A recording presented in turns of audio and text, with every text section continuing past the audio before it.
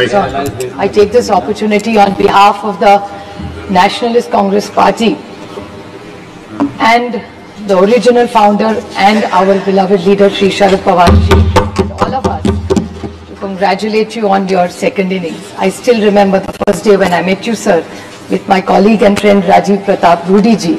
तब आपको मैं पहली बार मिली थी और उसके बाद आप इस सीट पे जब से विराजमान हुए, हमेशा हम सबका आपने ख्याल भी रखा है। राष्ट्रवादी काँग्रेस पक्ष ओरिजिनल या पक्षाचे अध्यक्ष अजितदादा पवार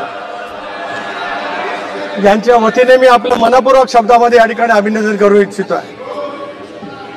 अध्यक्ष महोदय, 18वी लोकसभा नवा इतिहास घेऊन आलेली आहे। डॉक्टर बाबासाहेब आंबेडकरांनी संविधान दिल्याच्या नंतर 1962 सालामध्ये देशाचे पंतप्रधान जवाहरलालजी नेहरू हे तिसऱ्यांदा पंतप्रधान झाले होते।